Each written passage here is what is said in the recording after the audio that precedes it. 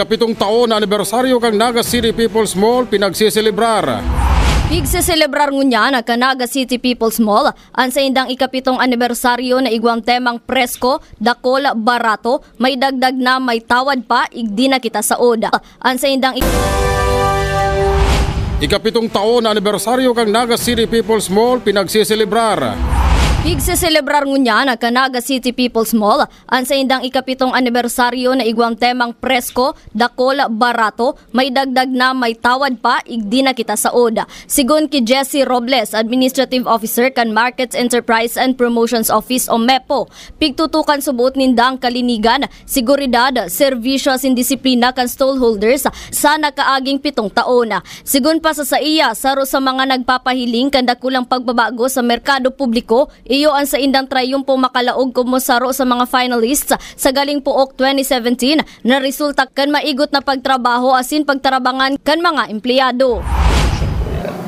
So nahiling mi po siguro si trabaho kang mga kang empleyado, ito pong kang stallholder, siguro saro po yan sa pinaka adakulang contribution na kang kung nagkaigo po kaming award kaya na as. Sarong bulan ang selebrasyon kan ikapitong anibersaryo kan NCPM na nagpuon kan Mayo 1, 2018. Pira sa mga pinakadakulang aktibidad iyo ang Walk for a Cause, Discount Sale, 2018 NCPM Videoke Challenge, MEPO Employees Day, Pavena Supermom 2018, City Consumers Welfare Day asin Grand Awards Night. Para sa Naga Ngunya News, Don Jimenez.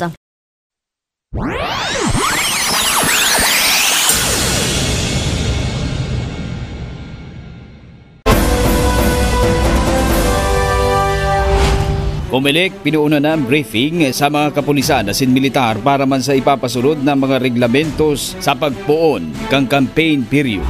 Nagkaigwana ng urulay ang Naga City Police Office, 9th ID Philippine Army asin ang Comelec Naga, katakod kang pagpuon kang campaign period sa barangay asin SK elections. Ngunya na bulan na Mayo, pinagpanginutan mismo ni City Director Senior Superintendent Jonathan Panganiban kang Naga City Police Office ang conference para man sa Naga City Joint Security Coordinating Center. Kaiba si City Election Officer Attorney Michael Julia kang Comelec Naga na inatendiran man kan gabos na mga station commander asin opisyal kan Naga City Police Office, kaiba ang representante kang Philippine Army sa Camarines Sur asin Naga City.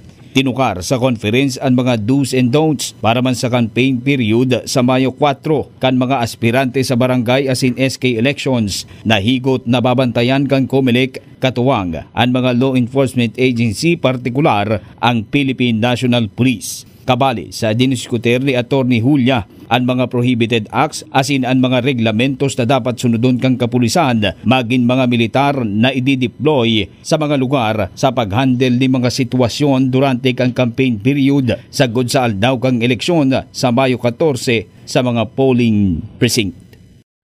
Para sa Naga Ngunya News, Joel Sulina.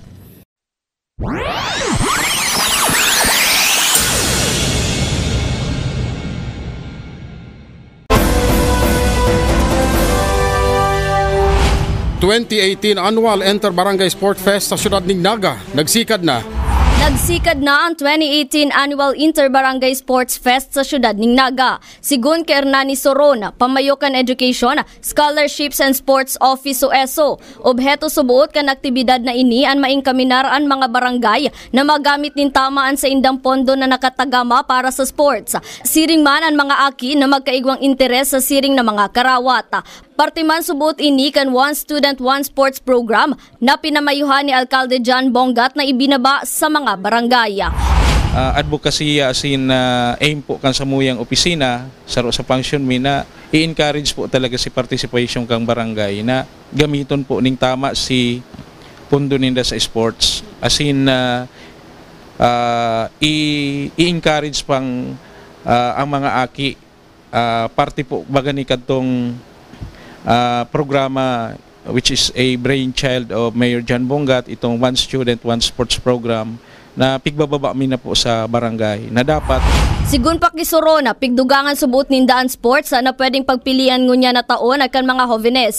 Kabali na ang basketball, volleyball, gymnastics, swimming, taekwondo, sepak takraw asin iba pa. Nagpapasalamat man subuot sinda sa mga opisyal kan barangay sa suportang itinaokan mga inisa sa indang mga atleta. Para sa Naga Ngunya News, sa Don Jimenez.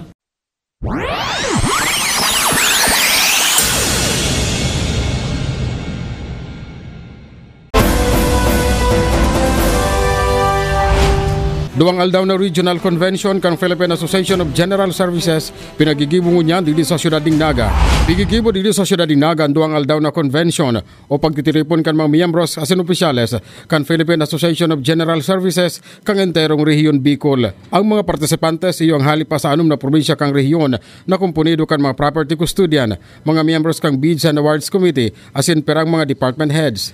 Pigpaliwanag digdi sa Naga Ngunya News ni Engineer Eden Borja, National Secretary kang PAGSO, asin Provincial Officer kang Camarines Norte, ang pinakaobheto kan tiripon na ini. Actually, ang importance po nito is to give information, particularly doon po sa updates kasi ng Republic Act 9184. Meron po kasi tayong bago ngayon na updated siya ng 2016. So this is high time na yun po mga members of the Bids and Awards Committee may bigyan po ng updates.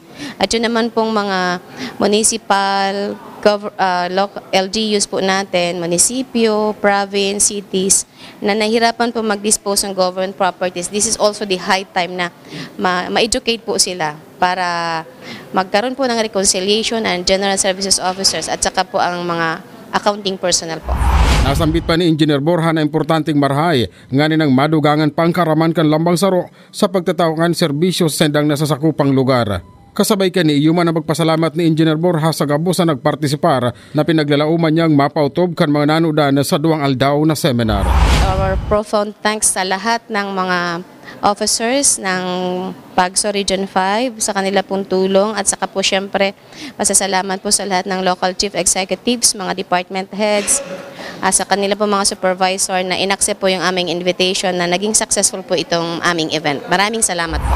Para sa Naga Ngunya News, JV Jeremias.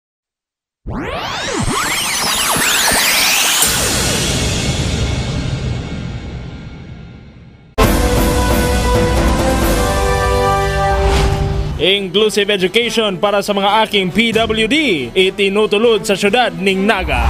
Pigtutulod akan lokal na gobyerno kan syudad ning Naga na maging inclusive ang edukasyon sa mga pampublikong eskwelahan. Sa pigkondusir na inclusive education training for teachers, piglalaoman na magiging andam na ang mga ini asin ang Department of Education o DepEd Naga nga ni natanggapon na sa indang mga klase ang mga aking igwang kadenan. Siguna kay Councilor Elmer Baldemoro, chairman kan Committee on Persons with Disability, obheto subot nindang makaklase ang gabos na mga aking may kadenan sa syudad sa mga regular na klase asin bakong sa SPED o special classes. Nakatuyon mga inclusive education na nagabus dapat kabali sa sarong classroom kung ano itong tinutokdo sa aki itong mga kapwa niya aki iyo dapat ang mamatian kadtong mga children with disabilities. Since po ang mga teacher da i-equip sa training how to handle itong mga children with disabilities, kaya po the local government of Naga with partnership with the DepEd nag-come up with this set. Mientras tanto, suportado man kan Persons with Disability Affairs Office ang Inclusive Education Training for Teachers. Sigun kay Christopher Molina, pamayo ka na sambitan ng opisina, huli sa aktibidad na ini, mayo na subuot ning rason ang DepEd, ngani na magsabing da isindaandam sa pag-ako kan mga aking igwaning kadiinan na maut man na magklase. Sigun pa sa iya, obheto pa ka ini na mabago ang paghihiling kan publiko sa inda, asin an maitulod ang diretsos kan mga akin na magkaigwang tultol na edukasyon. Yun nga si basic education na para duman sa iyang aki. Ano po, ini yung kay diretso bako ini yung pribileyo kundi diretso kan sarong aki na maka-eskwela siya, magkanood siya kan sa iyang edukasyon. Right to education is for all. Piglalaoman man na sa maabot na kralasihan ang mapuunaan pag-akseptar sa regular classes akan mga aking igwang kadenan. Pigatindira na nasambitan ng training akan 200 na mga parautukdo gikan sa primary and secondary public schools sa syudad. Para sa Naga Ngunya News, Don Jimenez.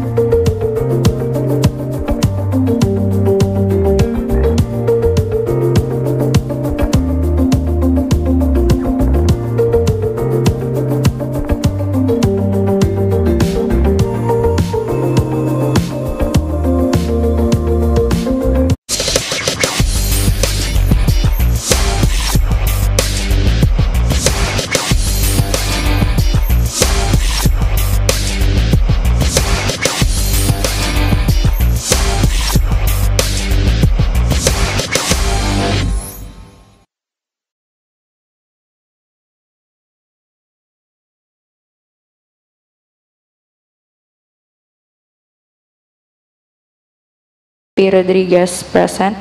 Honorable Mary Joy B. De Los Santos, present. Honorable Alfonso Miguel C. Buen Consejo, present. Honorable John Christopher B. Borja, present. Honorable Therese B. Pototan, present. And Honorable Anna Jane A. Bangate, present. Mr. Chair, there is a quorum. There being a quorum, the third regular session of the 2018th City Youth Sangguniang Panlungsod is hereby called into order. Prayer.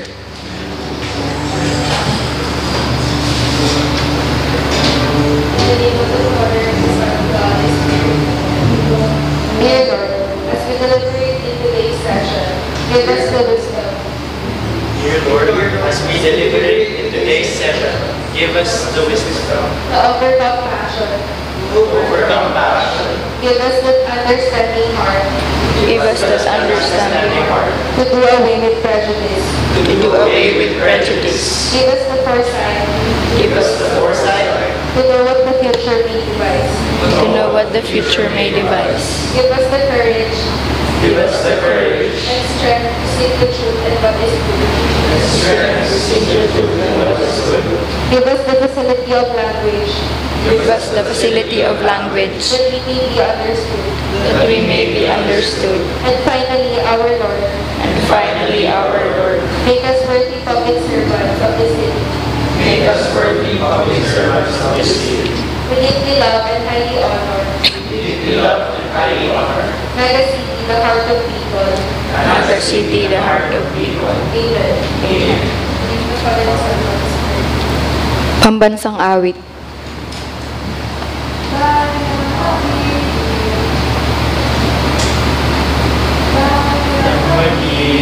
Vernas ng silanganan, alam ng puso, sa lilig mo'y buhay, lulubang hinirang, buyan ka ng mag-ibig, sa manlulupi, ikapasisiin, sa dagat at mundo, sa simoy at sa langit kong bukaw, may nilagang tula at awit sa paglayang minamahal, ang isang ng watawan mo'y tagumpay na naglilingit, ang bituin at araw niyang kailan pag may magdidilig, lupa ng araw na walang ipagsinta, buhay langit sa piling mo.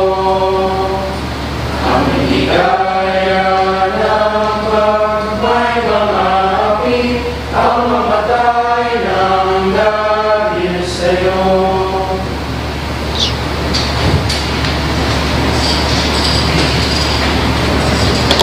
Next item. Privilege time. Would anybody from the members of this body? Yes, Honorable Isaac.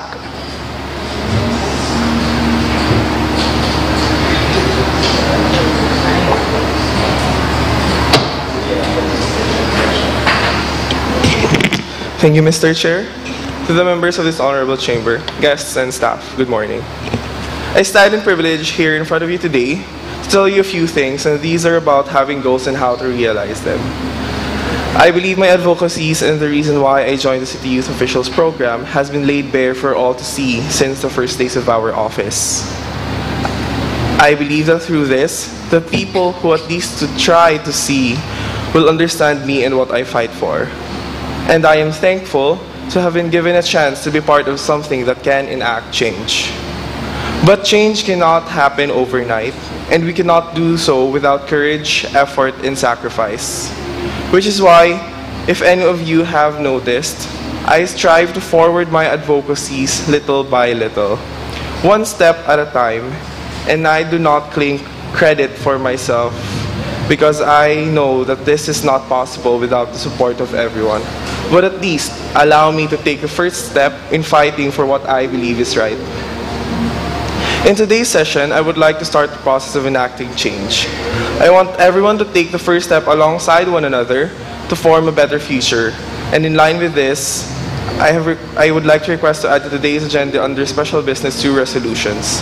Both resolutions are about creating technical working groups regarding student welfare and rights and socio-equality.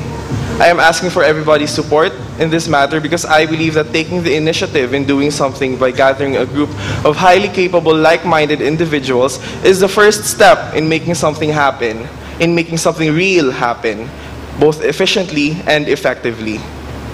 The first resolution, which is named Resolution Creating a Technical Working Group on Socio-Equality to expedite the creation of an ordinance regarding socio-equality and to concentrate the efforts of the city government in supporting the stakeholders thereof, is necessary in ensuring the success of promoting socio-equality within the city. I believe everyone here is aware, since our previous session, or upon reading the previous resolutions I have passed, that the plan of action involves creating an ordinance that would cater to the needs and rights of the members of society regarding their individual SOGIs. However, that can only be made possible through thorough study and intensive research.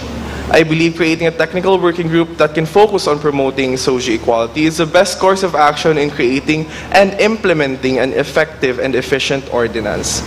In the same manner, The second resolution named as a resolution creating a technical working group on Student Magna Carta to ensure the creation and implementation of a citywide Student Magna Carta requires a technical working group that can concentrate on the subject of the group in and of itself. I implore everyone in this chamber to support this decision, to support these resolutions, because this represents the first step in achieving our ideals of equity within society. If we want to enact change for the good of all, we must be keen on our preparations. Let us not hastily create ordinances and resolutions without sufficient data nor the dialectic to back it up. And let us not create ordinances and resolutions without sufficient, for the sake of making one or for the sake of saying that we have made one. Let us use the time that we have as city youth officials with purpose and dignity. Because with great power comes great responsibility. I yield the floor back to the chair. Thank you, Councilor Isaac. Would anybody else like to avail of privilege time? Yes, Councilor Madrid. The floor is yours. Thank you, Mr. Chair, and to my fellow members of this body, good morning. As you may have known, last week, the city received a decision regarding the case of Mariano versus the City of Naga. Last Wednesday, we had a press conference wherein we attended, expressing the city government's position and support. Expressing the city government's plan of action with response to the said decision. We have been here for less than a month. We have been here for 2 weeks. We will receive our first weldo maybe today. We have not been here for long, but this city, this edifice, has stood here for longer than we have been here on this earth. City Hall has been here for 60 years or so. You may consider the edifice itself as a senior citizen. But we as the youth must also help protect it, help defend it. Last Wednesday, our Mayor, John G. Bongat, called for hope and unity in order for us to protect our home, to protect our future. Because it is not only this edifice that stands in trial, but our future itself. Therefore, I invite all of you to a resolution which I have crafted, a resolution expressing our utmost or unequivocal support to any action or response that the city government will have with regards to the recent Supreme Court decision. To express our support will not mean redundancy, because to express our support will just be right, because it is not just enough that we know. Dahil lang sapat na kita mag-aram, dapat kita man mag-participar as in makiaram. We may not be able to participate in the trial itself, but we can support whatever the city plans to do, as expressed during the press conference last Wednesday. This resolution would express not only our support, but also our grounds, also not only our support, but also our deep sense of love, as what Councilor Bora said last session, with love. We love this city. We love our future. We hope in our future that it will be bright. Let us help defend it. Let us help protect it. Thank you, Mr. Chair. I yield the floor. Thank you, Councilor Madrid. Would anybody else like to avail of their privilege time? If none, we proceed to the next item.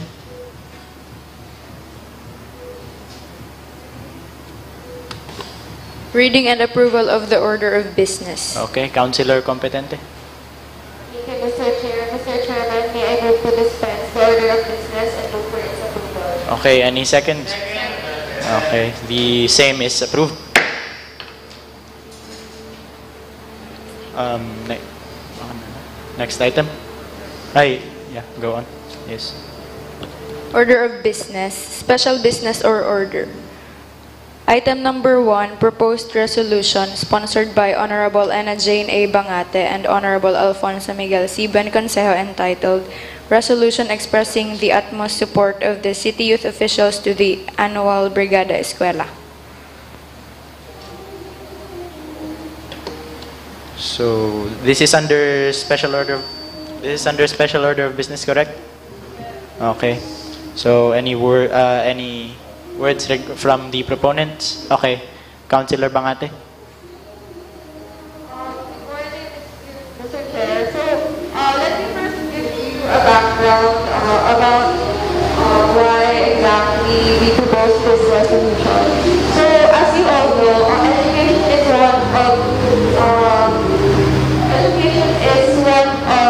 quality education.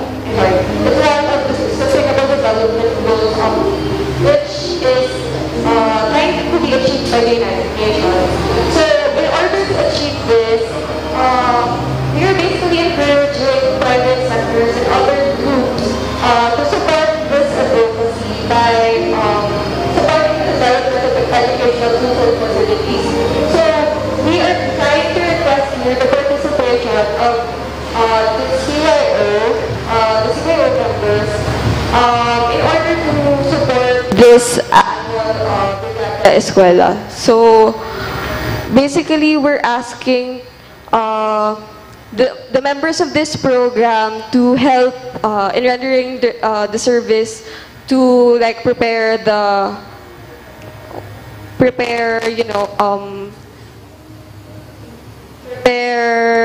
educational tools and facilities for the upcoming school year. That's all. Okay. Thank you. Councilor Bangate, is there any further discussion before a motion is heard? Okay. Councilor Consejo. Good morning, Mr. Chair. Morning. I would just like to add kay Councilor Bangate. Since we are here as city youth officials, we have the power to create change. And in this simple way, Brigada Eskwela, we can contribute something, especially to the public schools who are not supported. For example, maraming schools ang sira ang classrooms. And tayo mga officials, we can do something. For example, ulit, we can partner with different private institutions which help us and give us chalks and everything that the students need. Okay. Thank you, Councilor Consejo. In the absence of any further discussion, do I hear a motion? Okay. Councilor Rodriguez.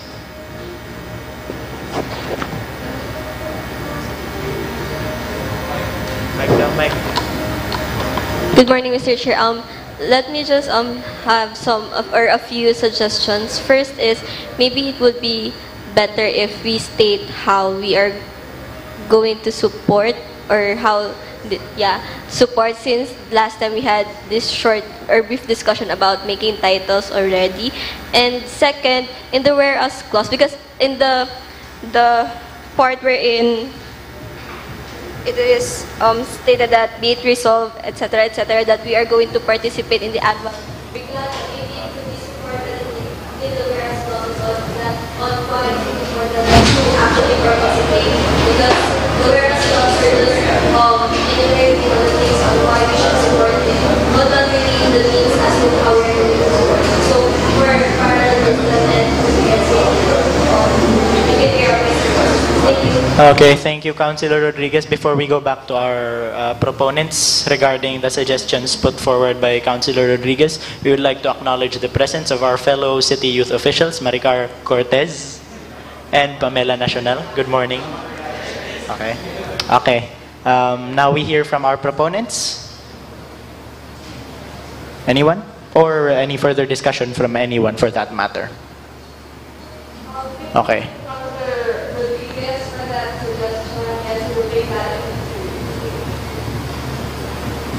Okay.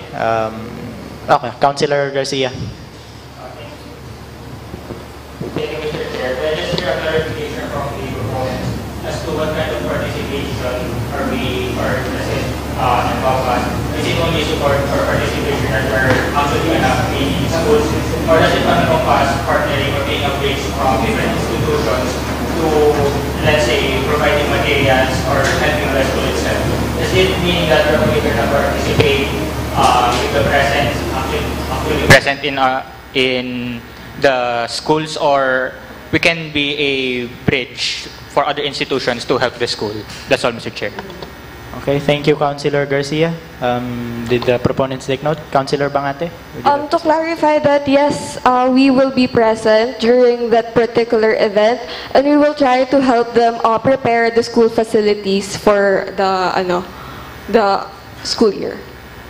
Okay, thank you, Councilor Bangate. Was your concern addressed, regarded? I would just like to clarify again on the first concern regarding if it also encompasses partnering with other institutions to help the school. That's all. Okay, thank you, Councilor Garcia. In the absence of any answers, may we go to Councilor Madrid first? Go on. Mr. Chair, I've noticed in the draft resolution that in the be it resolved clause, we will be participating in the Brigada Escuela. But as I see in the title of the resolution, it only says that we express our utmost support. Therefore, Mr. Chair, I would like to propose an amendment to the proponents that we include the word a sentiment of participation in the title of the resolution and a whereas clause. Other than that, Mr. Chair, I would like to state for the record that I am in support of this resolution. Thank you, Mr. Chair. Thank you, Councilor Madrid. Councilor Isaac. I would also like to say that I'm in support of this resolution. However, regarding the previous concern mentioned, I believe that by saying that we already support the activity entails participation from our part. Okay, so there are two standing concerns for the proponents regarding the I was actually trying to answer the concern. Yeah, okay. Okay, thank you. Before we proceed to our proponents, I would like to know if Councilor Madrid's concern has been addressed by Councilor Isaacs. I yield to the proponents whether they will accept the proposed amendments. Okay, so there are two standing concerns. One is a clarification from Councilor Garcia, and the other is a proposed amendment from Councilor Madrid. Councilor Santi? I would like to express my support for this resolution. However, I've been talking with the co-author or the co-sponsor, Mr. Buenconseo, and then he stated that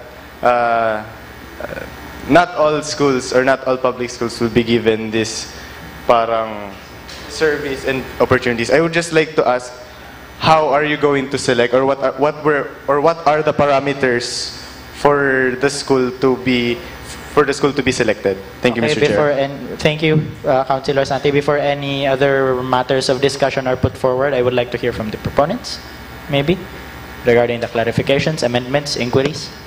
Councilor Bangate. Mr. Chair, I would like to thank them for their support. And yes, I would definitely take note of those amendments. And as for Councilor Santi's concern, there are actually schools who are really who are requesting our office to ask some members of our team to participate in the Brigada Escuela. So I think mas parang maa-assign na lang yung mga members dun sa mga schools na who are requesting for our services. Okay, thank you, Councilor Bangate. Councilor Isaac, then Councilor Madrid. Since the proponent has mentioned that there have been schools that was requesting for this specifically, then I believe that then I move for an amendment to add another whereas clause to include that in the resolution so that it would be more specific. Okay. Thank you, Councilor Isa. Councilor Madrid. Mr. Chair, just to clarify to the proponents, I heard that it will be depending on the schools that ask our help.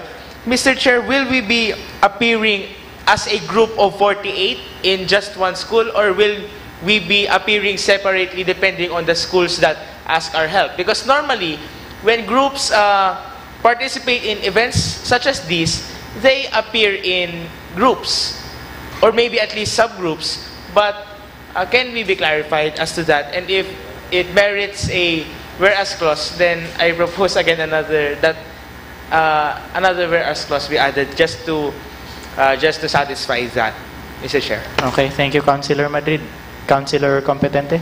Thank you, Mr. Chairman. Mr. Chairman, I believe that it is stated in the be it further resolved that there should be assigned members of the Naga City Youth officials in the selected public schools. So hindi specifically 48 city youth officials ang nasa isang school. Thank you, Mr. Chairman. Okay, thank you, Councilor Competente. Councilor Isaac. I believe regarding that concern, I believe that the proponent's dialectic is this: if the Brigada Escuela program is already ongoing and the activities would be simultaneous in different venues, I believe that certain representative groups of the city youth officials would be sent to each venue simultaneously. And I guess the representation is enough to express our support, and the participation of those groups would be enough to express our support for this activity. Okay, thank you, Councilor Isaac. Do I hear a voice from the councilors who put forward this regarding the clarifications, regarding the statements made on their behalf? I would just like to confirm. Councilor Bangate. I believe Councilor Isaac has already stated what we're trying to convey here. So, thank you. Okay. So, in the absence of any further discussion, may I hear a motion? Anyone? Or is there any further discussion?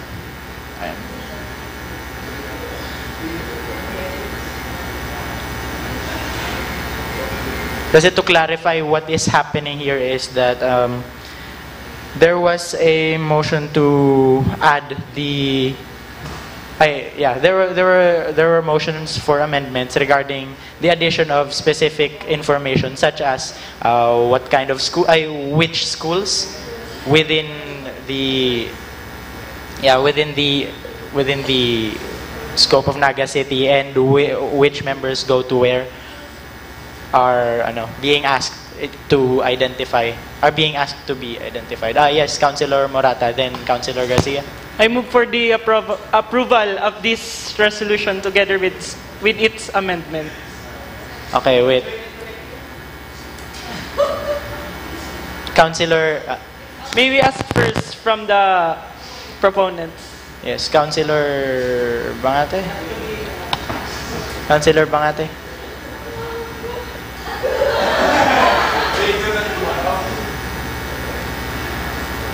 Okay, wait, Councilor Garcia first, because Councilor Garcia first.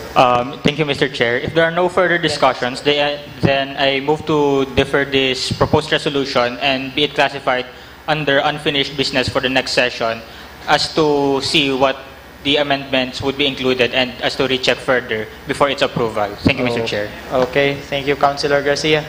Councilor Isaac. Regarding the suggestion to push through with a joint and collective motion, I would just like to say, Mr. Chair, that although it would depend on the proponent on whether or not they would agree, however, I would like to say that it is all right if they do not agree, because I believe that they are the ones who put in the effort regarding every single clause here. And I think that just because we support a single resolution doesn't mean we should always put it on joint and collective motion. Yes. Thank you, Councilor Isaac. There are, take note, there are two standing motions that are against one another, so I think we have to take it to nominal voting, but before, to voting. But before that, regarding the joint and collective motion matter, I think only the proponents could reserve the right to ultimately say if it will be put to a joint and collective motion, diba? Yes. Councilor Bangate. Thank you for that, Councilor Isaac. I do believe that's based from a prior experience.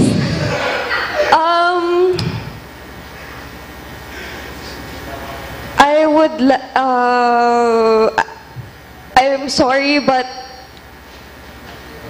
no. Okay. Yeah. Okay, it's as easy as that. Okay, anything else? Thank you, Councilor Bangate. So, because there was really no formal motion regarding the joint and collective motion thing, let's go back to the other topic being presented, the one regarding if we're going to defer this or not. So we put it to a vote.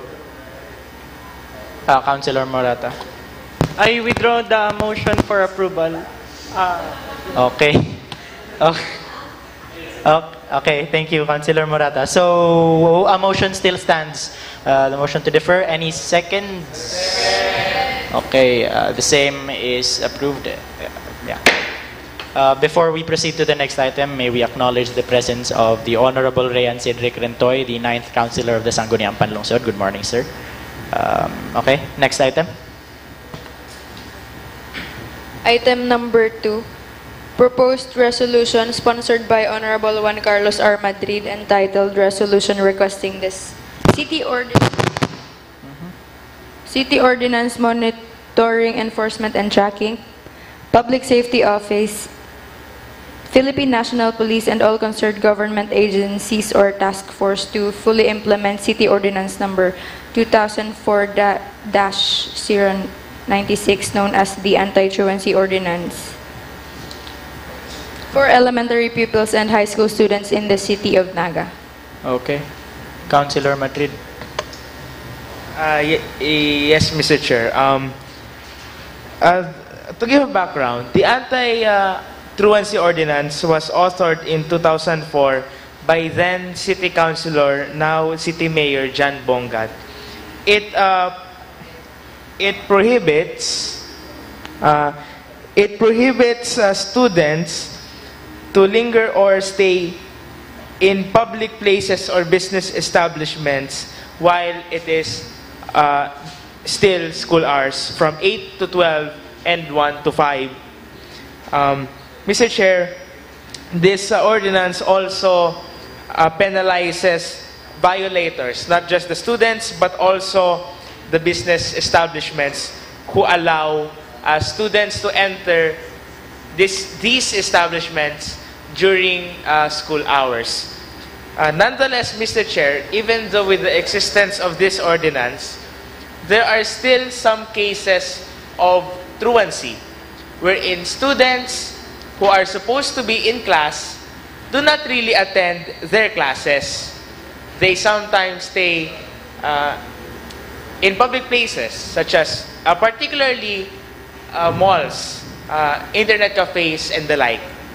Therefore, Mr. Chair, this resolution aims that to request implementing agencies to fully implement and strictly implement this ordinance so that students, particularly that the school year is about to start this coming June, that students who are supposed to be in class, particularly elementary and high school, should stay in class. Thank you, Mr. Chair. Okay, thank you. Councilor Isaac, then Councilor Santi. Mr. Chair, I have a question. How does the proponent suggest that these task forces implement the city ordinance? further implement the city ordinance. Okay, thank you, Councilor Isaac. Before we go to Councilor Santis' concern, Councilor Madrid tuloy to answer the... Yes, Mr. Chair. In the ordinance, there is stated there a mechanism for implementation. We will be requesting these implementing agencies to fully implement, particularly through patrolling regularly internet cafes, shopping malls, and all other business establishments frequented by students, just to catch violators of this ordinance. Because the only thing needed actually for strict and full implementation of this ordinance is continued police presence and inspection. Thank you, Mr. Chair.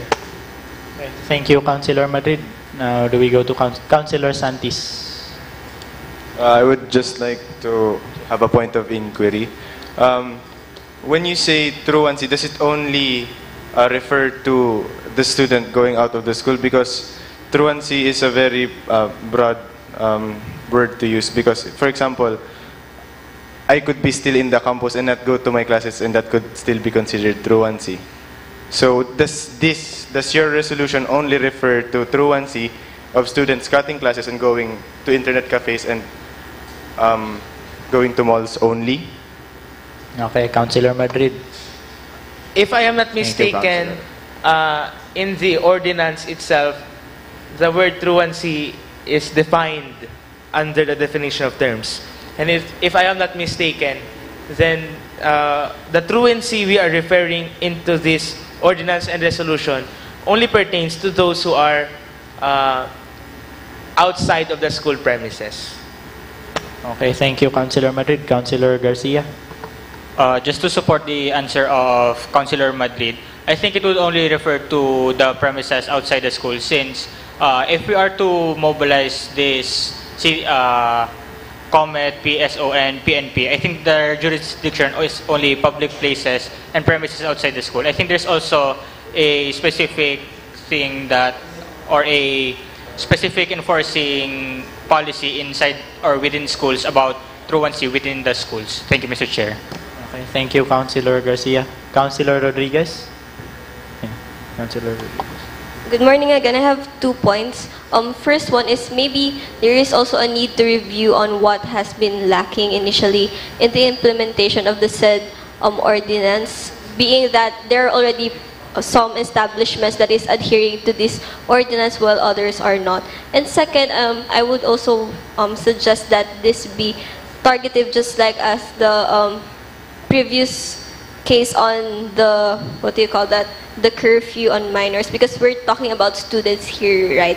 And what we're trying to do here is make them fear cutting classes because it is wrong. Maybe we could also add, or the proponent could amend the certain ordinance by making it more targeted as to addressing the concerns of the student themselves on why they are cutting classes and so on and so forth, and making the correct actions so as to address the needs of these students as well, not just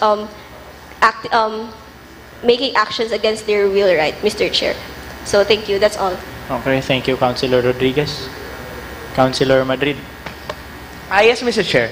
I am open to the suggestion of the Councilor Rodriguez, particularly to take another look in the ordinance.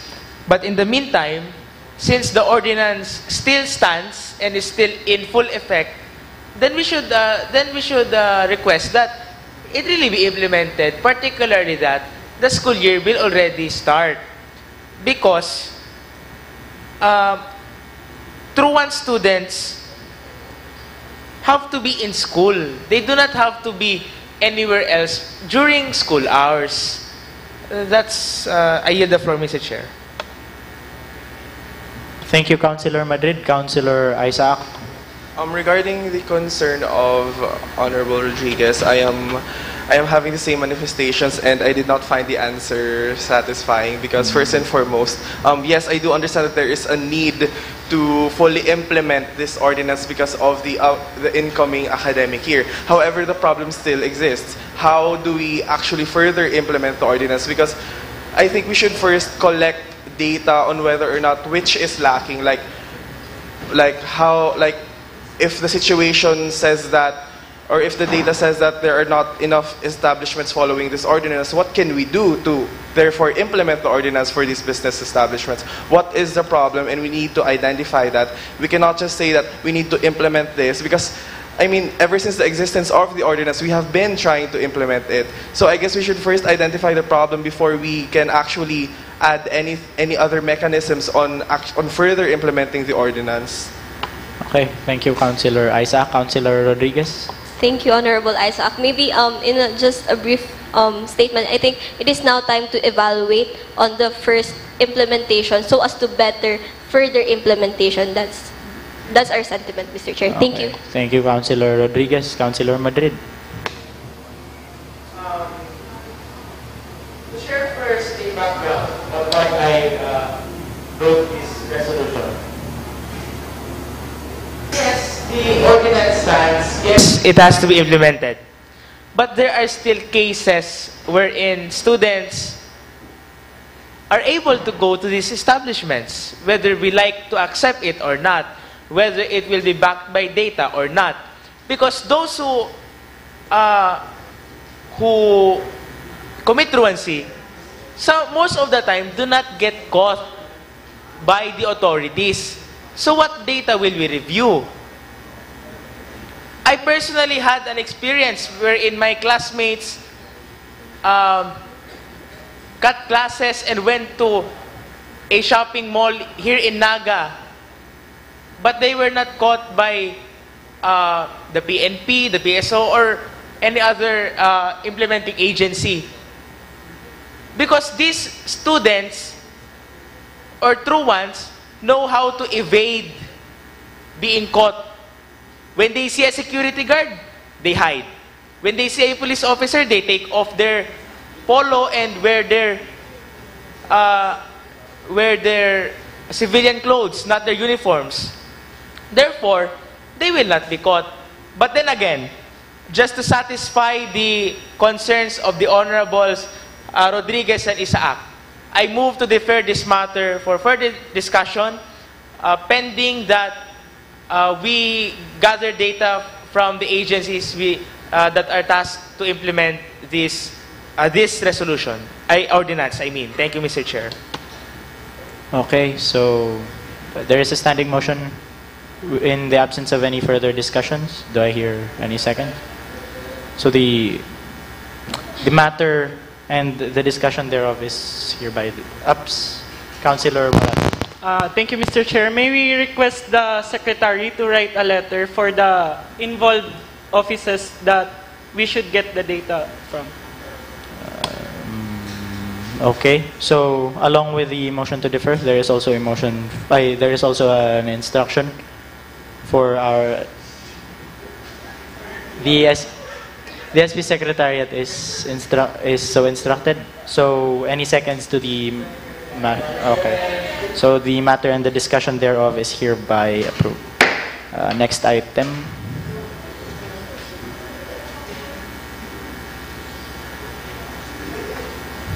Item number 3 under special business or order. Proposed resolution entitled Resolution Expressing the Unequivocal Support of the 2018 Naga City Youth Officials for any action by the City Government of Naga in response to the Supreme Court decision pertaining to the property occupied by the Naga City Hall and other government agencies.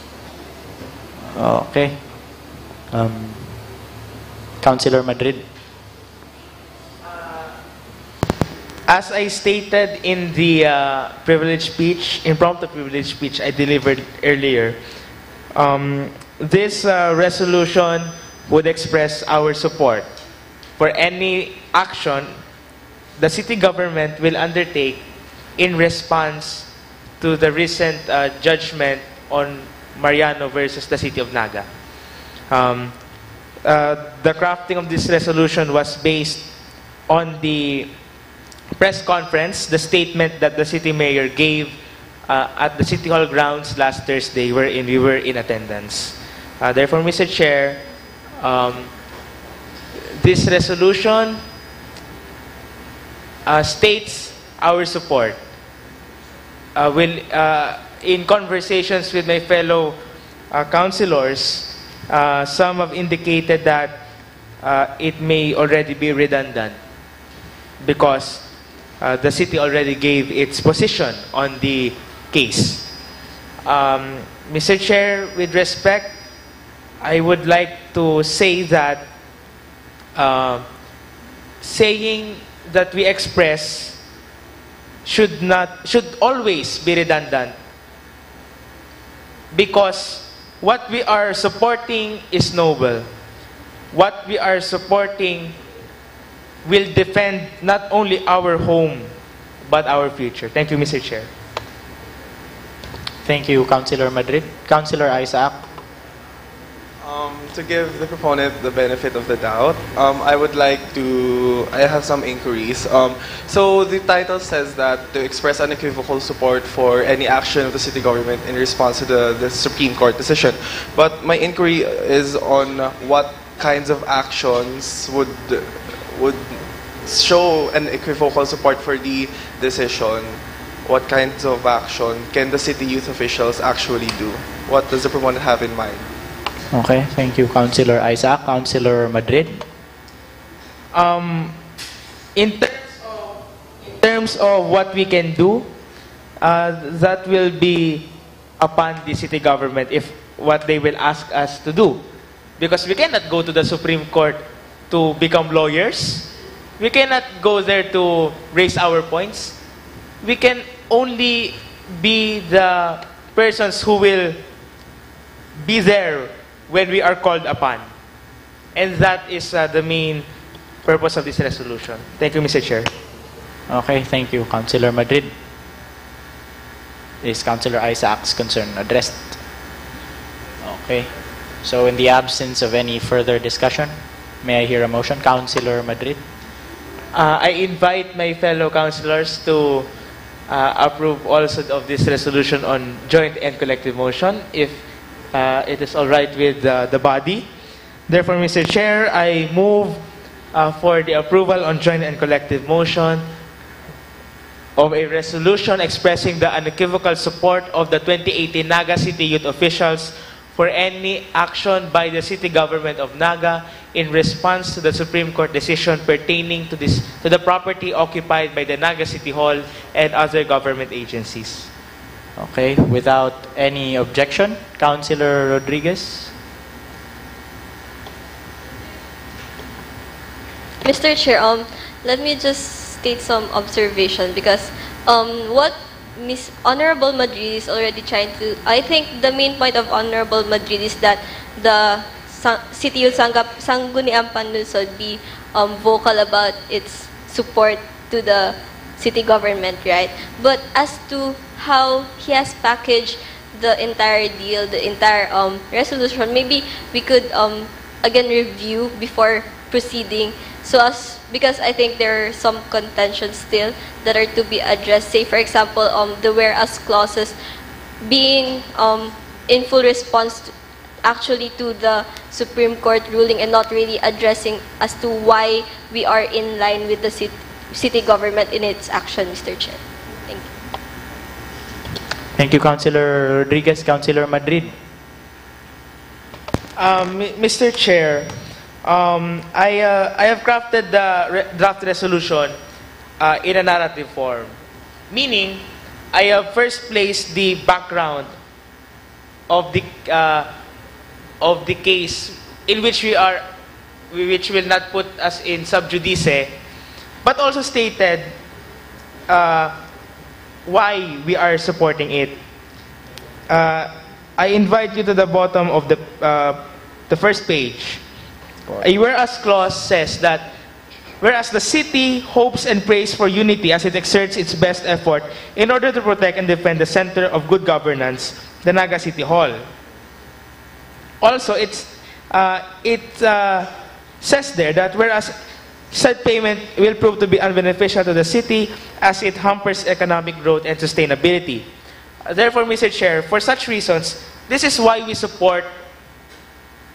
We are proposing this ordinance supporting the actions of the city, because we are called to be united and to support in defending our home and our future. Thank you, Mr. Chair. Thank you, Councilor Madrid. If Councilor Rodriguez is satisfied with that reply, the motion still stands.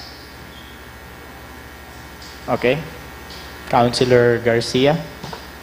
Thank you, Mr. Chair. I think in lieu of the answer previously of Honorable Madrid with regard to the plan of action that the city youth officials shall take if ever the city government asks us to do something with regard to this topic, I think there should be an amendment with the inclusion of a whereas clause stating specifically that because there is no such whereas clause existing in this resolution that tells us that we are going to do what the city government orders us to do, or something that tells us otherwise another plan of action. Thank you, Mr. Chair. Okay, thank you, Councilor Garcia. Councilor Madrid.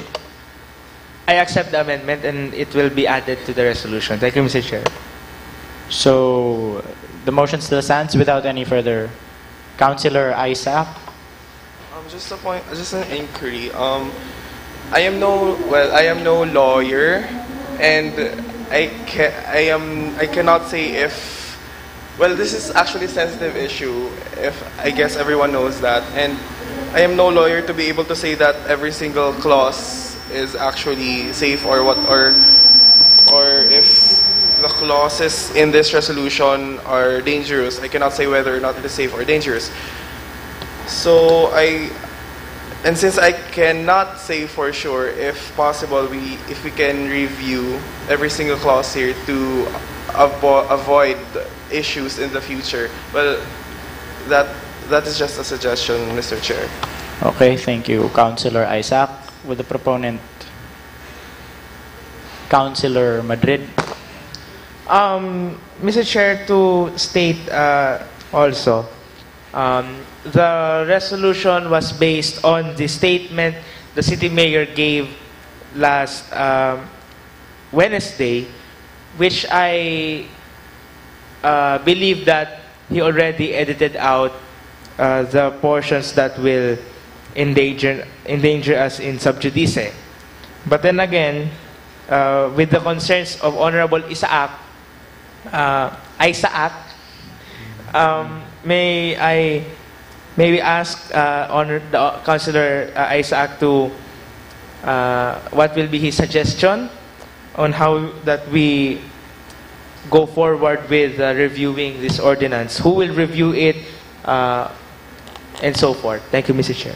Thank you, Councilor Madrid. Councilor Isaac, then Councilor Santi. Regarding that answer, I believe I have mentioned in my inquiry that since I have no qualification or background on determining whether or not there is actually a need to change, although I was just suggesting that perhaps if any of us have noticed a statement where it needs to be changed, we can at least change that, because first and foremost, we should at least ensure the safety of every single individual here before we release any statement that may endanger them. I think everybody supports that sentiment. Thank you, Councilor Isaac. Councilor Santi. Thank you, Mr. Chair. With the motion regarding on the joint and collective motion, I think this August chamber is still indifferent with the motion. So I move that for that motion we move to a votation. To have a votation, please. Regarding the joint and collective. There was still no second to that motion, Mr. Chair. Okay. Thank you, Honorable Santi. Honorable Rodriguez? Yes, Mr. Chair. Before anything else, before the vote, we make a vote. I think first, it is essential that under the whereas clauses, we emphasize on what is our role as city youth sanggunian or city youth officials, being that we are giving it emphasis on why we need to support it, right? Because Honorable Madrid wants us to express our support, and maybe it's essential that there's a clause there that states on who we are and how do we stand in this city, so as to provide more emphasis. And second, I guess everyone here is behind you in supporting the city, right? Maybe we just really want to take measured actions, because this is a really sensitive topic, and maybe it is okay for us to take it one step at a time and ask our counterparts about it, so as to be safe, Mr. Chair. Thank you. Thank you, Councilor Rodriguez. Before we proceed to the matter regarding the motion being joint and collective, may we hear from the council, from the proponent, regarding Councilor Rodriguez's and Councilor Isaac's concern. With these concerns, I withdraw my motion. Regarding. And with the suggestion of Councilor Garcia, which he imparted to me here, I move also to defer this, because this is a very sensitive issue. And I agree with the sentiments of Councilors Rodriguez and Isaac. I apologize for the mispronunciation of your family name. I agree with their sentiments that we should be sure, we should double check before we pass this resolution. But then again, we are deferring this resolution just to double check. We are not deferring this resolution because we do not support. And that I would like to state for the record. Thank you, Mr. Chair. Thank you, Councilor Madrid. Regarding, in light of the recent motion to defer and the recent withdrawal of motion, I think the issue regarding it being joint and collective could be addressed on the next session. So, any seconds to the motion to defer? Okay, the same is approved. Next item.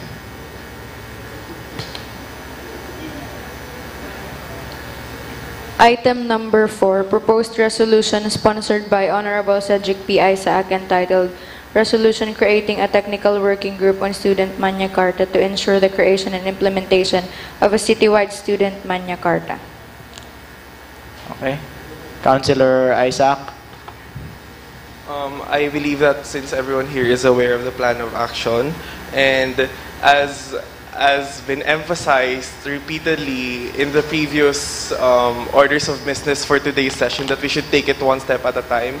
And in my privileged speech, I believe that this is one of those steps that we can do in order to ensure the success of this advocacy. Okay. Thank you, Councilor Isaac. Councilor Madrid. Mr. Chair, may I just inquire from the proponent, Councilor Isaac, that on the roles that the persons which he enumerated in the be it for the resolve clause will be taking in the technical working group, may I also clarify why the City Youth Sepio is included, and also why the City Youth ESO department head is not included. Thank you, Mr. Chair. Okay, thank you, Councilor Madrid. Councilor Isaac, to address the inquiry. Regarding that, I am open to amendments, but regarding the concern on why Sepio is here, for promotion and dissemination of information to make it much more efficient and effective, and also for number 2, the City Legal Office, the database perhaps of certain resolutions ordinances may be required, and their knowledge and skill regarding the legality of what we're going to do would be needed if we want to have an effective and efficient ordinance for the long term, on whether or not we would be doing it the right way, and everything we put there would be safe per se.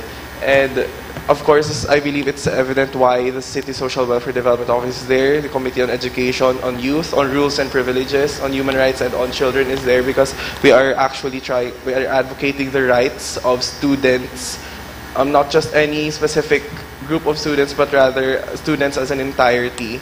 And if any of the members of this chamber have suggestions that they can add members to the technical working group, provided that it is actually a valid reason, I believe that I am open to adding those suggestions as members to the group.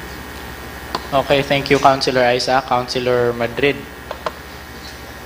With that, Mr. Chair, I would like to propose an amendment to include the City Youth education, sports, scholarship and sports, or the Naga City School Board Department Head to be included in the technical working group, subject to the discretion of the proponent. Thank you, Mr. Chair. Thank you, Councilor Madrid. Councilor Isaac. The amendment is accepted. Okay. Thank you, Councilor Isaac. Councilor Rodriguez. May I just point of inquiry? May I just ask if there will be no like time frame or timeline in this certain resolution, given that it will already be issued to different departments, and they should be aware of when and how it will be done, Mr. Chair. Thank you, Councilor Rodriguez. Councilor Isaac. I believe the timetable would depend on what the technical working group would discuss, since they all have different points of view, different perspectives on the matter, and different backgrounds, experiences on how to handle the situation. And I guess at this point in time, we cannot actually create a timetable on the things that's needed to be done and the things that will be achieved in the future, which is why I guess that concern is, well, until the technical working group we can ask that if the technical working group is created and when they have already done their meetings together. Thank you, Councilor Isaac. Councilor Rodriguez. I was just trying to ask about when the implementation of this certain resolution would take effect. Would it be a month after, etc., etc., given that there would be a need to gather these people first? Not really the time frame on how they're going to construct the actual timeline on the SOGI, but on how the proponent is meant to collect these people, Mr. Chair. Okay, thank you, Councilor Rodriguez. Councilor Isaac, the inquiry. If I believe, if I'm, well, I'm not entirely sure, but I think that if it is not mentioned in the resolution, that by default it means that it is effective immediately. Is it not? I'm not sure. Pero from what I think from, well, I believe it should be effective immediately because this is a concern that should be addressed immediately as well. Thank you, Councilor Isaac. Okay, Councilor Rodriguez. So the suggestion is maybe, so as to be very clear, maybe we can write a line on that. And may I just ask if we are not going to invite the actual stakeholders, some of the stakeholders in this technical working group, Mr. Chair, because they are the ones who are to pass this, and I think that they should have a say on within the technical working group, Mr. Chair. Okay, Councilor Rodriguez. Councilor Isaac, then Councilor Pototan. Regarding that, I believe that in our experience as CYOs, that during committee hearings, there are always invited guests who are not members of the committee, and that concern is already addressed by the fact that we can invite as many as we want to address certain concerns that we may have during those meetings. Okay, Councilor Pototan. Thank you, Councilor Isaac. Thank you, Mr. Chair. I believe that we should also consult and coordinate representatives from DepEd, because we have to remember that these schools are still under the jurisdiction of DepEd and not only of Naga. So that's all. Thank you, Councilor Pototan. Okay.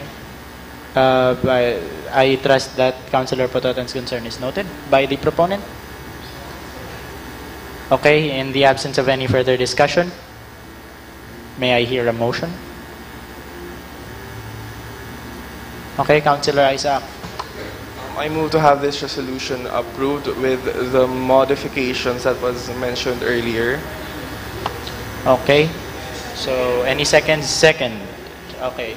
Without any objection, and as is properly and duly seconded by the members of this August Chamber, the resolution is hereby approved. Next item. Proposed resolution sponsored by Honorable Cedric P. Isaac, entitled Resolution Creating a Technical Working Group on SOGI Equality to expedite the creation of an ordinance regarding SOGI equality and to concentrate the efforts of the city government in supporting the stakeholders thereof. Okay. Councilor Isaac.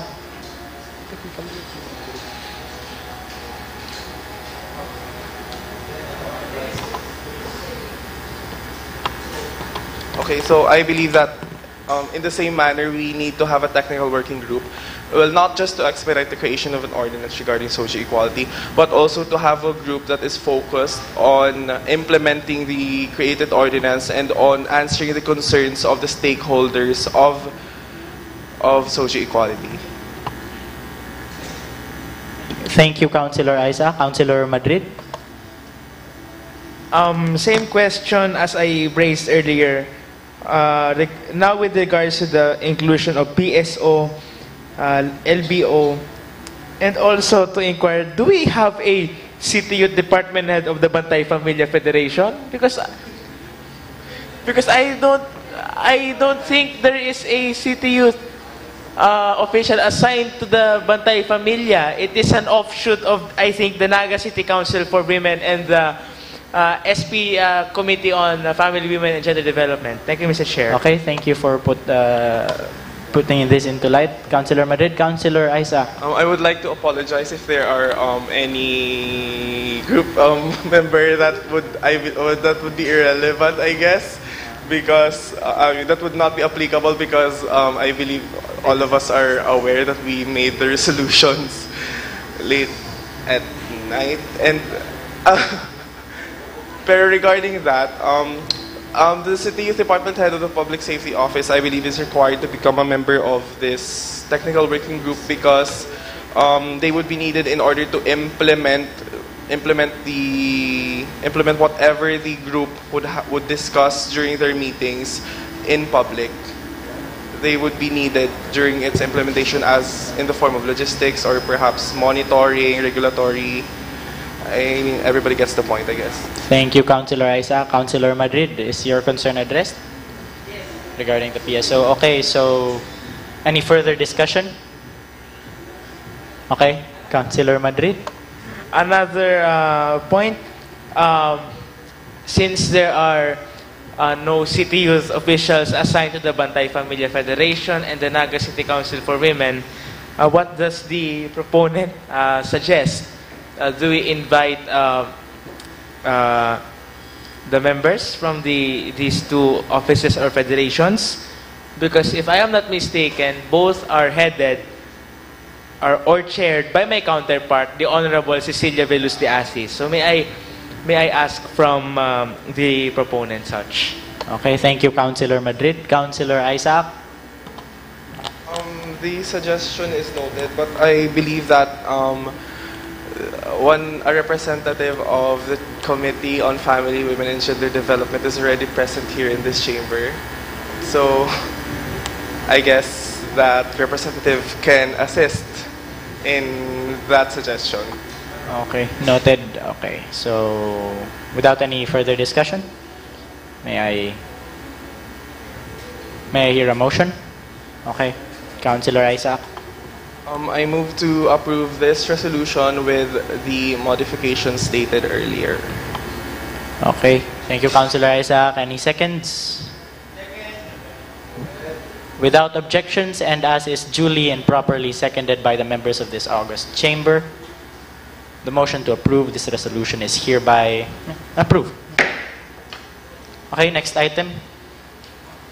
Item number 6. Proposed resolution authored by Honorable Kyle Ray Patrick O. Garcia entitled Resolution urging the heads of the 27 barangays and the Education, Scholarship, and Sports Office to identify and reach out to the out-of-school youth of their respective barangays to take part in the Eskwela project. Okay, Councilor Garcia. Thank you, Mr. Chair. Basically, the main point of this ordinance is for the barangays and as a department head, or generally as they are the avenues of the city, to for these out-of-school youths and out-of-school youth adults to reach out to them, for them to participate in the project Eskwela, which is using an ICT delivery platform and is an alternative learning system basically created just for them.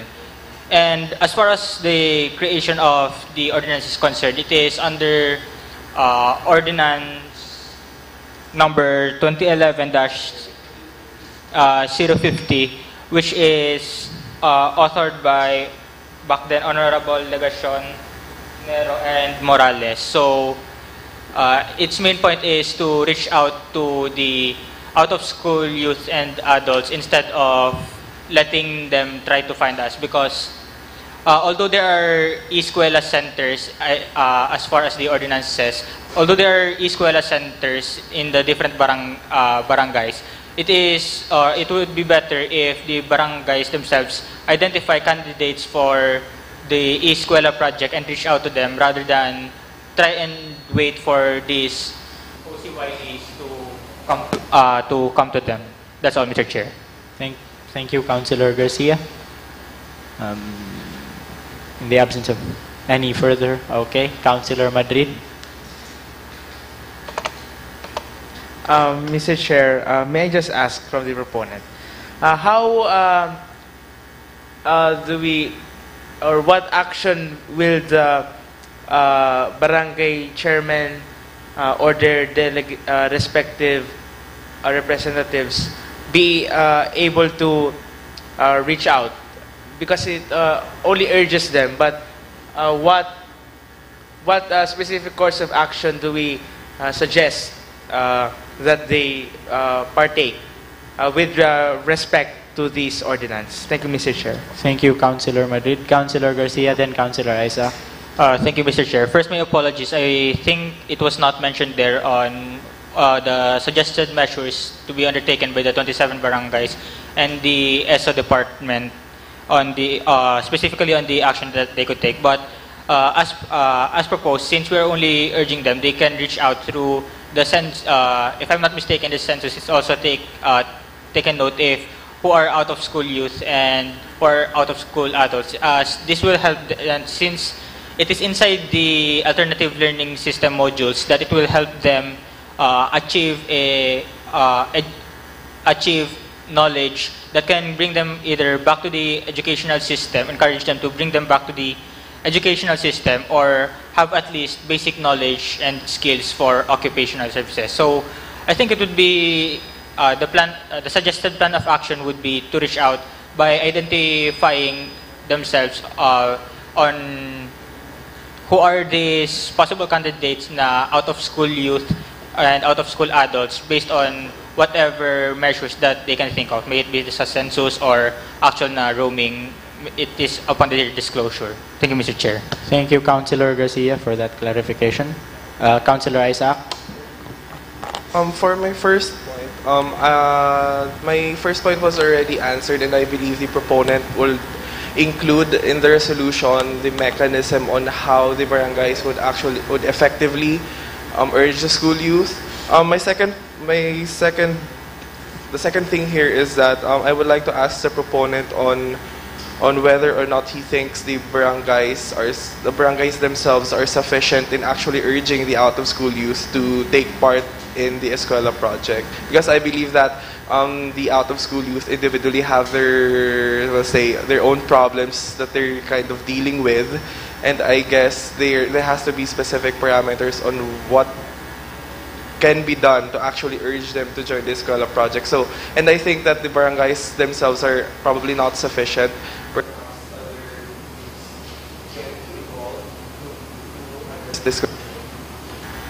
Thank you, Councilor Isaac. Councilor Garcia. Thank you, Mr. Chair. On the second point of Mr. Isaac, Honorable Isaac rather, regarding on how do we incentivize these out-of-school youths and out-of-school adults since they have their own problems to deal with, if I'm not mistaken. Under the original ordinance, under Section 8, support mechanism for out-of-school youths and adults, or open and close parentheses, OCYAs, it is there that there are incentives for people or for this out-of-school youths and adults if they join the program. Specifically, there are medical and healthcare benefits, school supplies from the Queen and Queen Plus programs, incentives or benefits from the respective barangays, scholarship availment under the city's tertiary scholarship program upon qualification. So I think those are enough incentives that can incentivize these out-of-school youths and adults to participate in the Escuela programs. But if the Honorable Isaac's concern is still not answered, then I think we can include certain sectors or certain departments that can help in encouraging them. That's all, Mr. Chair. Thank you, Councilor Garcia. Councilor Isaac, then Councilor Rodriguez. I believe that those incentives would serve as a physical, are very physical in nature, like health, financial, and I guess they are solutions to certain problems that the out-of-school youth are actually experiencing. But another concern here is that on whether or not the barangays are capable of handling perhaps problems regarding mental health of out-of-school individuals. Thank you, Councilor Isaac. Before we return to our proponent, Councilor Rodriguez. Councilor Rodriguez. Sorry, Mr. Chair. May I just add that maybe it is also another high time for evaluation of this certain Escuela project, given that there are already incentives given out to these out-of-school youth and adults. Maybe it's time not only to urge the heads of these barangays and of ESO to urge more, but rather collect themselves and recall or evaluate this certain project, Mr. Chair, before doing any more actions, Mr. Chair. Okay, thank you, Councilor Rodriguez. Councilor Garcia. Then we wait before explanation first. The original plan of action that I have in mind was to strengthen first the implementation of Escuela while still gathering data on the lapses and possible improvements on the ordinance itself. But with the queries of the two honorables present here in this August chamber, I move that we defer this resolution. We defer this resolution and possibly change it to an ordinance by gathering first sufficient information from the different barangays and the implementing bodies of the ordinance before making or trying to amend the ordinance itself. Okay, as duly seconded and without any objection? Without any objection. The motion to defer, the same, is approved along with the concern regarding it being an ordinance. Okay, the same is approved. Next item. Item number 7, proposed resolution, authored by Honorable Johann Sebastian P. Santi, entitled Resolution Strongly Urging Naga City Hall to reduce or abolish the use of non-recyclable and non-reusable plastic within its vicinities. Okay. Councilor Santi. First and foremost, because I put that there, because I put that title and I didn't think it through, and it seems very redundant. So before any comments with that title, I would change that and I would amend that. And before anything else, I would like to discuss my resolution. First and foremost, I went around digging this past week, and then I asked people if there was a rule or an ordinance such as this one. People say that there is, but upon my research, I did not find any resolutions pertaining only to the City Hall.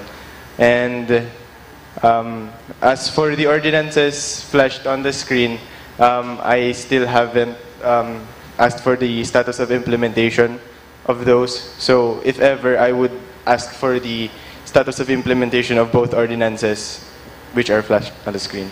So, thank you, Mr. Chair. Thank you, Councilor Santi. Councilor Borja, Councilor Isaac, Councilor Rodriguez, and then Councilor Madrid. Thank you, Mr. Chairman. I'm not an expert in English language, but actually, if you're going to read the title, I believe there's something wrong. I would like to suggest the proponent of this resolution to change, to amend the word abolish, because it's actually inappropriate. Perhaps the proponent of this resolution could use the word discontinue. And another, Mr. Chairman, I would like to ask the proponent of this resolution to to enlighten us. What are these non-recyclable plastic bags? I'm referring to to examples like anong klaseng battle, like, for us to be enlightened also, and for me personally. Thank you, Mr. Chair. Thank you, Councilor Borja. Perhaps before we go to our proponent, Councilor Isaac, tama ba yung order? I guess the resolution lacks the mechanism on how it can reduce the use of non-recyclable and non-reusable plastics within the vicinities of Naga City or our City Hall.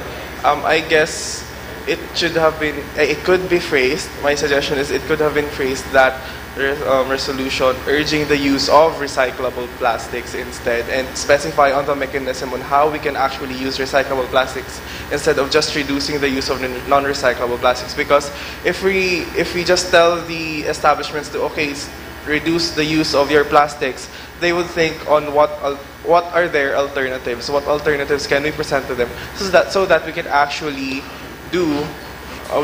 achieve the goal we are trying to forward here. Thank you, Councilor Isaac. Councilor Rodriguez, I believe you had a concern earlier. First point, Mr. Chair, is that the title suggests reduce or abolish. But when we say reduce, there is still we can still use it. But when we say abolish, or even if we use Honorable Borja's discontinue, it means that there will be totally none. So I think the proponent of this resolution be firm or be specific whether we are going to reduce or really abolish. Second, Mr. Chair, I think is that it would be better if this resolution be turned into an ordinance, given that we really want it to be implemented, or the proponent really want it to be implemented. I think it would be better if it be placed as an ordinance. Thank you, Mr. Chair. We go to Councilor Madrid, then Councilor Isaac, then Councilor Bangate. I hope the proponent is taking notes. Mr. Chair, with the suggestions or concerns regarding the phrasing, we can reduce as human beings, but we cannot abolish, because not everything can be made without the use of plastic. For example, if we abolish, then the use of these chairs will be thrown out because it contains plastic or another material like that. So I propose to the proponent that he clarify the terms.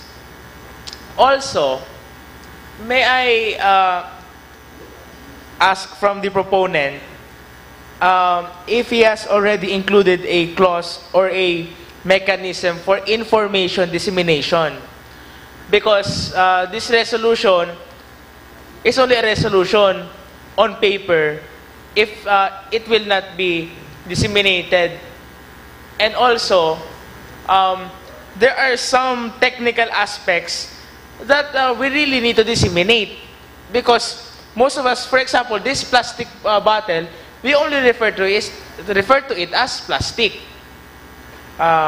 We do not know, or we are not really informed of the technical aspects which make up of this plastic bottle.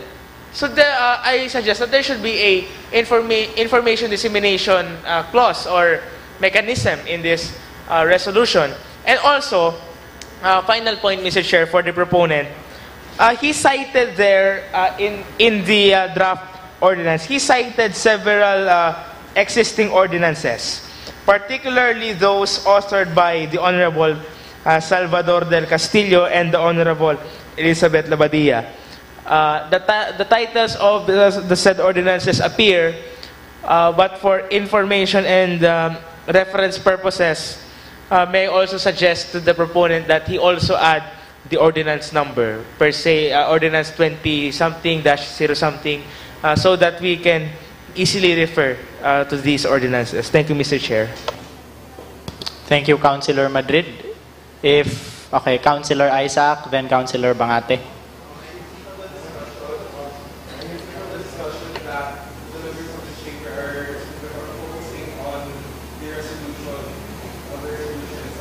that is the if you actually look at the bigger picture, the resolution is on a very negative, let's say, negative side, because it just says that they emphasize my point earlier, it just says to reduce the use of plastic bags. I think we should be more positive when it comes to tackling this kind of things by saying that we should just encourage the use of recyclable plastics so as not to clear in a very negative way. And at least by putting it in a very positive sentiment, it will be easier to pen down and to put mechanisms on how we can do that. Because from the title itself, by being positive, you're already proposing the mechanism of how we can do that, which will be further elaborated on inside the various process. Thank you, Councilor Isaac. Councilor Bangate?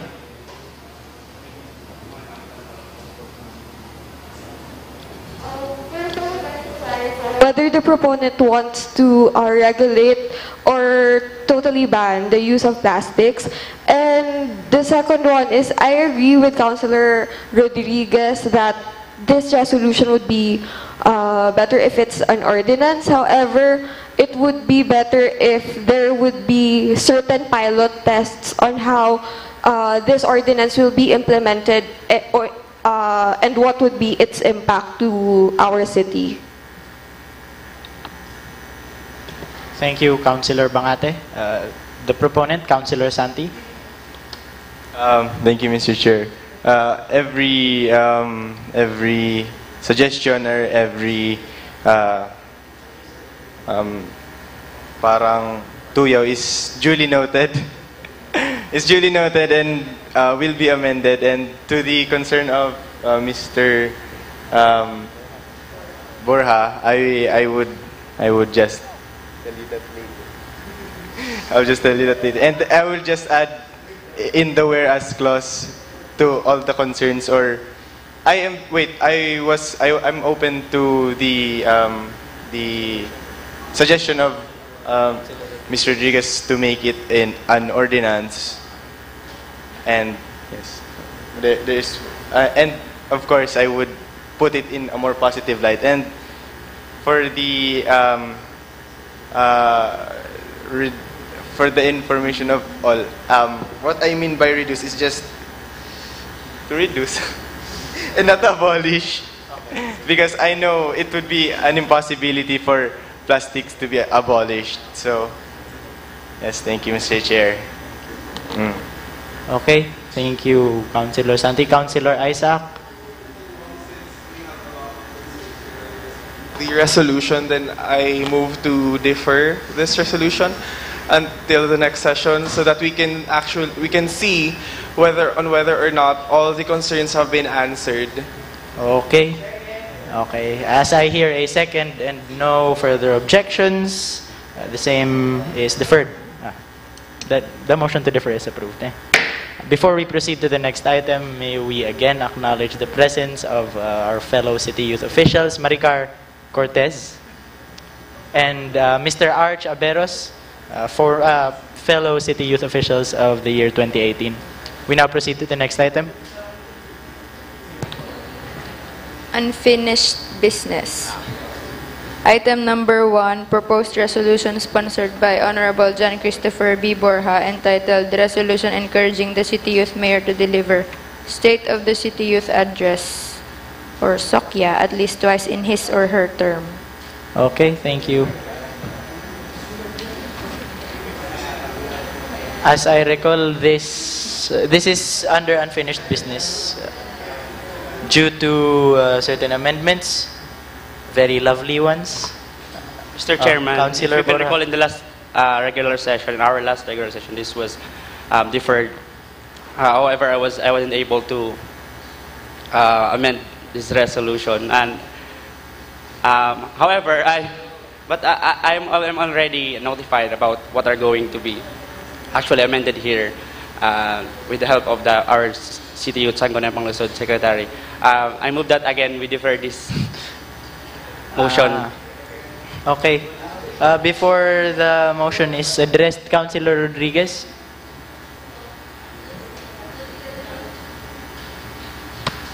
first session, right? May I just ask if the proponent have already identified when or where the City Youth Mayor will deliver her State of City Youth Address? Thank you. Okay, thank you, Councilor Rodriguez. I believe a point of inquiry has been raised. Thank you, Councilor Mr. Chairman. Yes, I've already talked with Councilor Madrid about this, and we have discussed as to when and where the City Youth Mayor would deliver his or her SOCYA, and I guess we're all going to reveal these amendments next regular session. Thank you. Okay, thank you, Councilor Borja.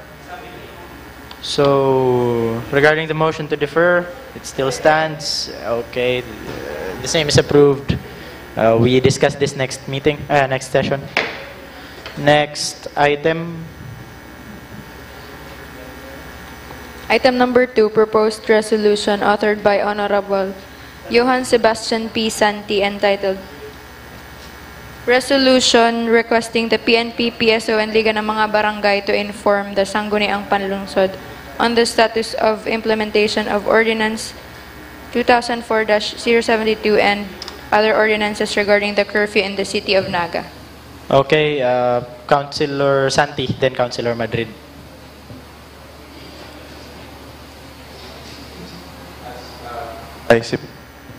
As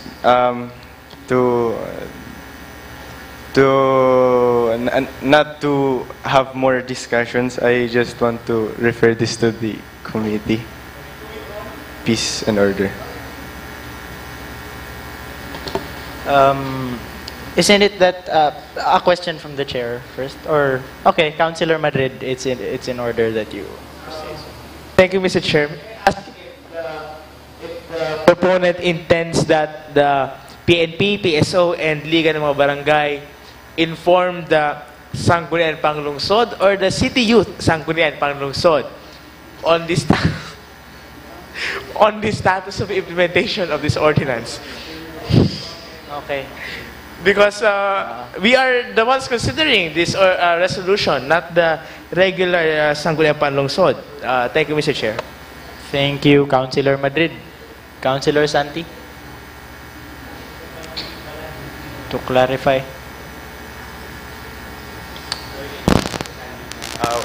With the inquiry, I mean to this one.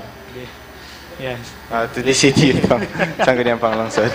And then, again, I move that we refer this to the committee. Committee on Peace and Order. Yes. Okay, so the matter is hereby referred to the Committee on Peace and Order. Next item. Item number 1 under new business. Proposed ordinance authored by Honorable Ralph Ivan T. Morata, entitled An Ordinance Establishing the Youth Disaster Risk Reduction Management Council, or YDRRM, upon the approval of the barangay in Naga City, defining their functions thereof. Okay. So I believe due to it being new business, we refer this to a committee. A motion, a formal motion. Councilor Morata. I move that we refer this to the Committee on Public Safety. Committee on Public Safety. Okay. The matter is hereby referred to the Committee on Public Safety. Next item. Other matters. Okay, Councilor Madrid. Mr. Chair, can we go back to SBO2? The proposed reso on the anti-truancy ordinance.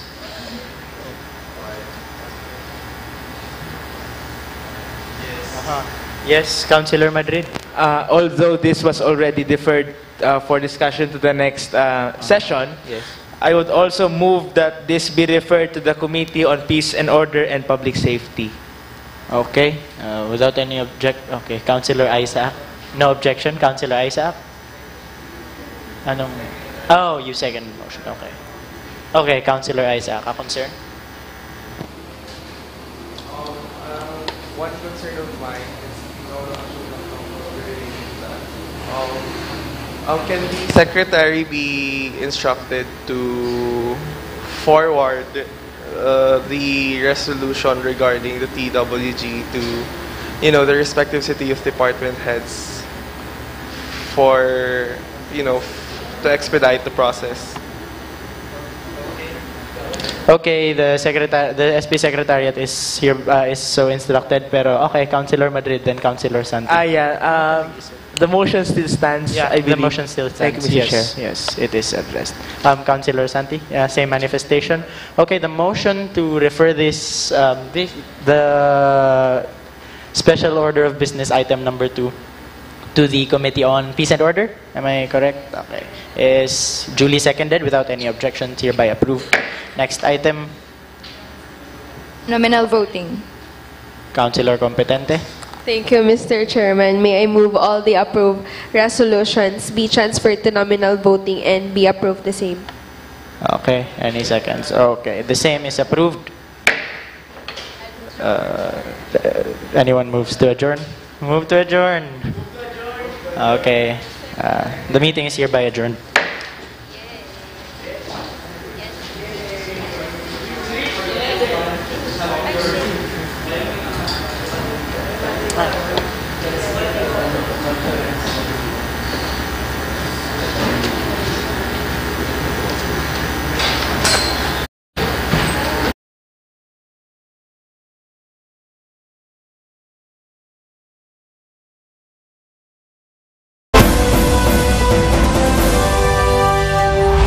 Ikapitong taon na anibersaryo kang Naga City People's Mall pinagsiselebrar.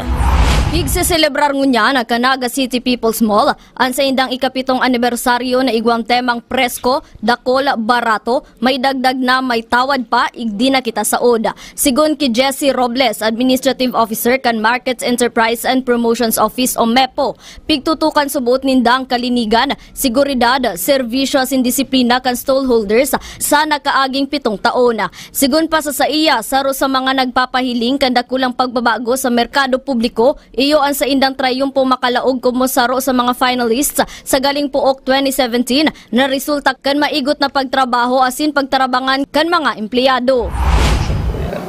So nahiling mi po siguro si trabaho kang mga kang empleyado, ito pong kang stallholder, siguro saro po yan sa pinaka adakulang